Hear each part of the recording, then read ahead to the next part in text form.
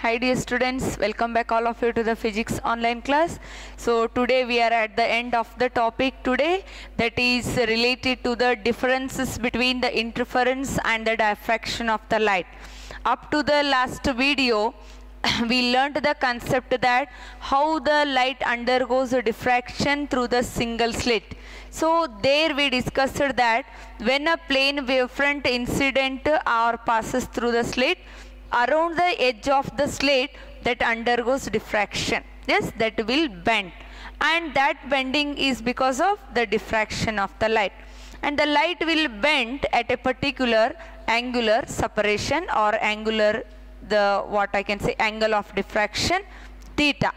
Then there we considered 2 points, one is the point O, another one is the point P. At a O point, the secondary waves which are coming with the no phase or the zero phase difference will meet each other.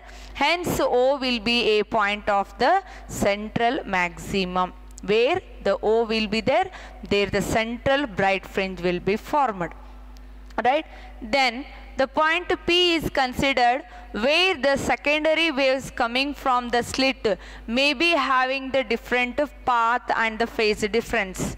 If there we point, the one point we discussed keenly, that the theta, the angular or the theta value is equal to n lambda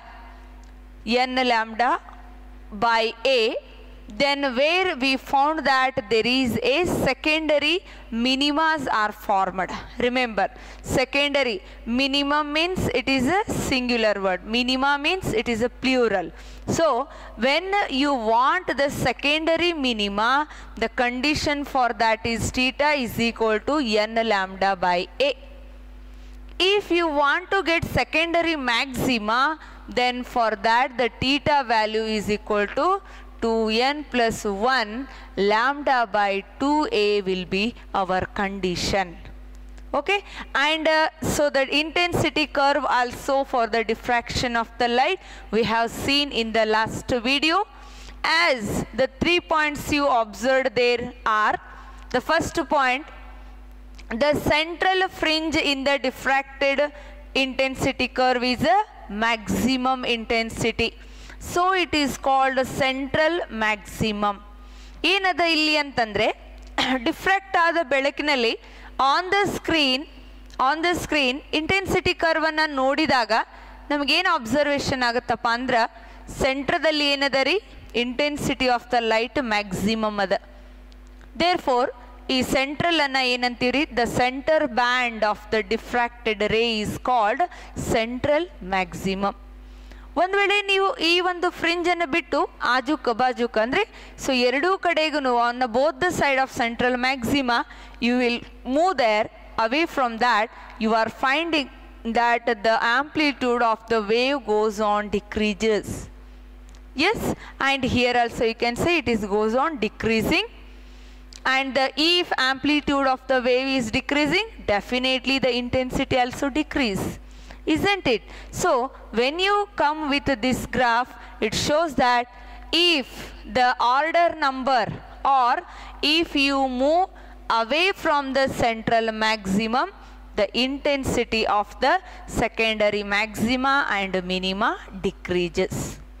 Yes, and the last point related to this is the bandwidth of the diffracted secondary maxima and minima are not equal. ಇಲ್ಲಿ bandwidthಗಳು ನೋಡ್ಬೋದು, central maxima ಒಂದೇ ದೊಡ್ಡದದ, remaining ಎಲ್ಲ ಏನದವ್ರಿಪ್ಪ, there is a decrease in the bandwidth. Okay, so these are the points related to the diffraction of the light that we brought from the last explanation, that is a single slit diffraction of the light. Okay, then today let us discuss about the first point, the differences between interference and the diffraction. ನೋಡ್ರಿ, ಎರಡು ಫೆನಾಮಿನನ್ನ ಕಲಿತ್ವಿ. ಹಾಗಿದ್ರೆ ಇಲ್ಲಿ ನಾವು ವ್ಯತ್ಯಾಸ ನೋಡಬೇಕಾಗಿದೆ. What are the differences we can see between the interference of the light and the diffraction of the light? Yes, so when we go for the differences, first we can write the definition of both the phenomena. Here is the interference of light and here is the diffraction of the light. Yes, according to the definition, interference, write down both the definition here, here also definition. Interference means the modification in the intensity of the light when two or more light waves superimpose in the same direction. Yes, then diffraction is the phenomenon of bending of a light around the edges of an obstacle and entering into the geometrical shadow. That is the definition of both the phenomena. Yes, then moving to the next difference. See, in order to obtain the interference band, how many sources are required? Minimum 2 coherent sources are required. So, I can write here the point coherent. See, particularly to get the interference, we need coherent sources only. So, in the interference, what sources are required? Coherent sources are used. Coherent sources are used. Then in the diffraction, what happens there? Only one wavefront is required. The point on that wavefront only can give the large number of the secondary waves. So here single wavefront is enough. Single wavefront is used. Okay. Then here compulsory how many coherent sources? Compulsory 2 coherent sources are involved here, and here as I told just now, a single wavefront will give large number of the secondary waves, right? So that will be the next. Then interference of the band. When you observe the interference of the band, all bright and dark fringes have same intensity. Same intensity. Means if you consider all bright fringe, they have the same intensity. If you look at the dark fringes, they also have the same intensity. So in case of the interference of light, the bright as well as the dark fringes have the same intensity. But when you will come with the diffraction of the light, which is having a maximum intensity, the central maximum band has the maximum intensity. And we have seen that the intensity of the graph will decreases away from the central maximum. So here intensity of the bright is the same or the dark is the same. But here the intensity of the central maximum is more and further it will decrease. Okay. Then next difference is all bright or dark fringes. All bright and dark fringes have equal width. Fringes have equal width here. Equal width. Okay, that is beta is equal to lambda d by d. This expression also we derived. See, in the interference of the light, all you may consider the bright or the dark, all the fringes have the equal width, that is beta is equal to lambda d by d. But are you observing same in the diffraction of the light? No, the width goes on decreases. It is different for the secondary maxima and different for the secondary minima. Okay, so then these are the few differences between the interference of the light and diffraction of the light. So one more I can write here. In the interference of the light, there is a good contrast between bright and the dark fringes. Particularly interference ನೋಡಿದಾಗ ಇದೇ bright ಇದೇ dark ಅಂತ ನಾವು differentiate ಮಾಡಬಹುದು. But in the diffraction of the light, there is a poor contrast. So you may confuse whether it is a secondary maxima or the minima because of the decrease in the intensity as the order increases. Am I clear? Okay, so these are the few differences between interference and the diffraction of the light. So may be asked for the 2 marks. Hope you understood the concept. Okay, and the last bit of the chapter is validity of the ray optics. See dear students, actually after studying the diffraction of the light, as I told earlier videos, there was a concept of polarization of the light, but for your syllabus that concept is completely skipped. So whatever coming under the polarization, so will not be taken here.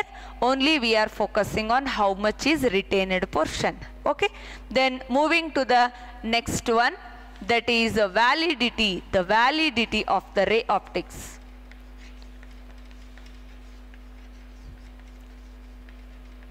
Ray optics.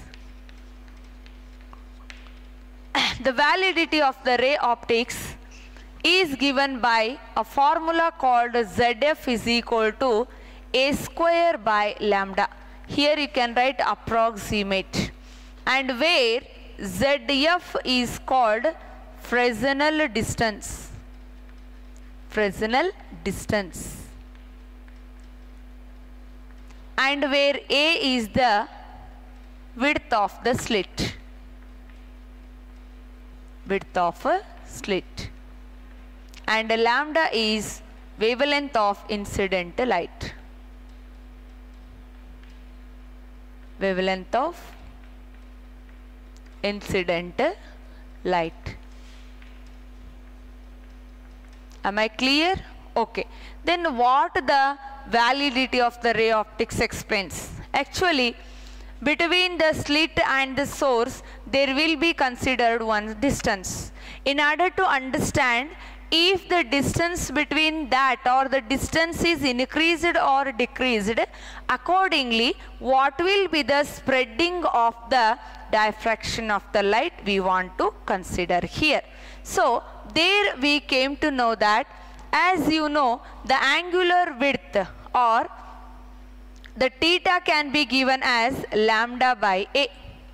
Then if the distance traveled by the light is z, then this can be given as, the theta can be given as z lambda by A. Z lambda by A. Okay, so to understand how much is the spreading, how much is the divergence of the light ray when the diffraction takes place, we have to use here one distance called that only the Fresnel distance here. That Fresnel distance is given approximate to A square by lambda, where A is the width of the slit and lambda is the wavelength of the incident ray. And here you can see that if the distance ZF, Fresnel distance is decreased, if ZF decreases, remember this point, if the ZF decreases, the spreading of the diffracted ray is smaller. If the Fresnel distance decreases, the spreading of the diffracted light is smaller only. Then if the ZF increases, if the ZF increases, then there what happens? The spreading or the divergence of the diffracted ray is more, that is greater only. And if you want to see what is the distance for which the spreading of the diffracted ray is comparable, for that only the Fresnel distance is given. So by this we can conclude that the ray optics is good approximation. It has a good approximation, or it is valid for the conditions such that as the lambda delta, that is as the delta lambda tending to 0 only. That is delta lambda tends to 0 by using this expression. Andre idu heludiste, one vele Fresnel distance is equal to A square by lambda as delta lambda tending to 0 ತಗೊಂಡ್ವಿ ಅಂದರೆ ಆವಾಗ ನಮಗೇನಾಗುತ್ತೆ, ray optics ಈ ಸಿಚುವೇಶನ್ನಿಗೆ valid ಆಗುತ್ತೆ. That means the distance for which the validity of the ray optics is comparable with the spreading of the diffracted ray. Yes, okay dear students, this completes the chapter 10, that is the wave optics. Let us have a glance over that, and related to the diffraction of the light we have two numericals, we solve them and then the chapter completes with the numerical as well as the concept. Yes, and see how we started the chapter here, wave optics with the different theories. Then we moved the Huygens wave principle, where the two statements are given. Every point on the wavefront act like a source for the secondary waves, and that wave spread in all direction. And the new wavefront in the later time is obtained by taking tangential surface to the previous secondary waves in the forward direction. That is the Huygens wave principle. This principle gives me the shape and the position of the new wavefront. Okay, then we started to study the wavefront and the different spherical wavefront, plane wavefront and cylindrical. Yes, and using Huygens wave principle we discussed how the light rays will undergo reflection, proving its law, that is angle of incident is equal to angle of reflection. And next we also shown if the ray of light enters from rarer to the denser medium, how the ray of light undergoes refraction, and the Snell's law is proved with the help of the Huygens wave principle. Okay, later we started the concept of superposition principle. We discussed that with that only we started the interference of the light, and where the two types are there, constructive and the destructive interference, and we discussed the conditions for the constructive and the destructive interference, where in the constructive the phase difference pi is equal to even integral of, that is 2n pi, and path difference delta is equal to n lambda or 2n lambda by 2. And in a destructive the phase pi is equal to 2n plus 1 pi, and the path is equal to 2n plus 1 lambda by 2. So these are the conditions, and we also given the theory of the interference, right? And later we move to the point of the, so how the diffracted rays are explained, sorry, interference of the light can be explained with the help of this Young's double slit experiment. There we derived beta is equal to lambda d by d, that shows all bright and the dark fringes have the equal fringes in the interference of the light. Yes, and later we move to the diffraction, and yesterday about the, so diffraction of the light through the single slit, it's a condition for the secondary maxima and secondary minima.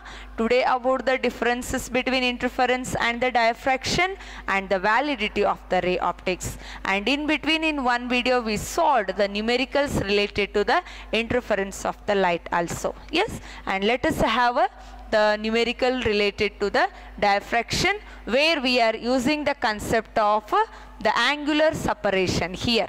Okay, so what is the question first? In a double slit experiment, the angular width of the fringe is found to be 0.2 degree. Angular width they have given. Let us take that is a theta 1 is equal to 0.2 degree. On a screen placed 1 meter away, that means capital D they have given 1 meter. The wavelength of the light used is 600 nanometer, that is lambda is equal to 600 nanometer. What will be the angular width of the fringe if the entire experimental apparatus is immersed in a water? What they have done in the so numerical, the whole apparatus they have immersed in a water. Then see, we know that where the wavelength of the light will change. Therefore, the lambda 1 given is equal to 600 nanometer. Then first we need to find out the lambda 2 here. Then we need to find out what is the angular width in the water medium.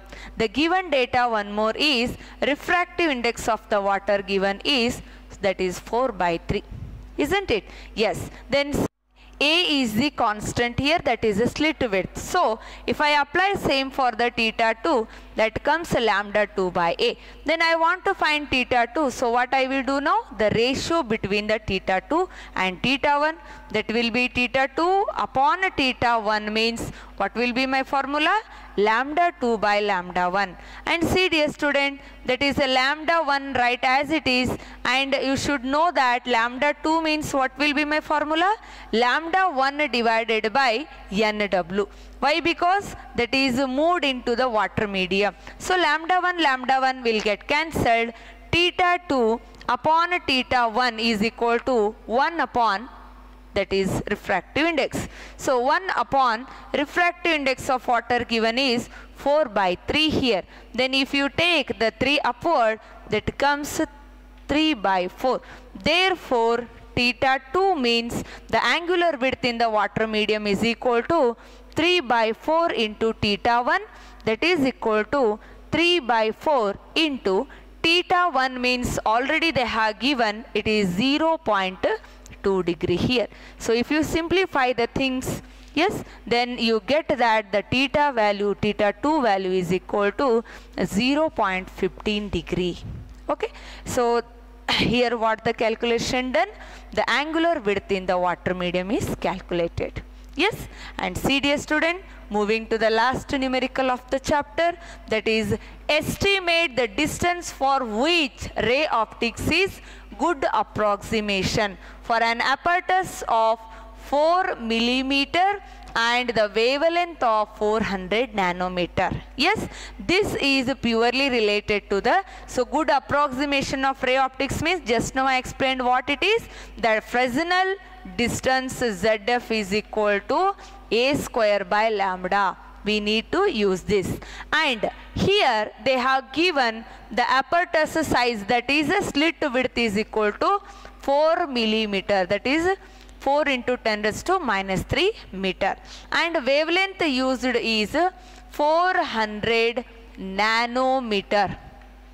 That is lambda is equal to 4 into 10 raised to minus 7 meter. So when you put the given data in the above expression, we get that 4 into 10 raised to minus 3 whole square upon here 4 into 10 raised to minus 7. Then it is equal to 16 into 10 raised to minus 6 upon 4 into 10 raised to minus 7. Then 4 ones are 4 fours are, therefore ZF is equal to this minus 7 come up means that comes 40 meter, that is the distance, that is Fresnel distance for which the ray optics is of the good approximation. Okay dear students, so I hope you understood all the concept of the chapter as well as the numerical we solved. So further if any queries you can ask me. Thank you for watching the video.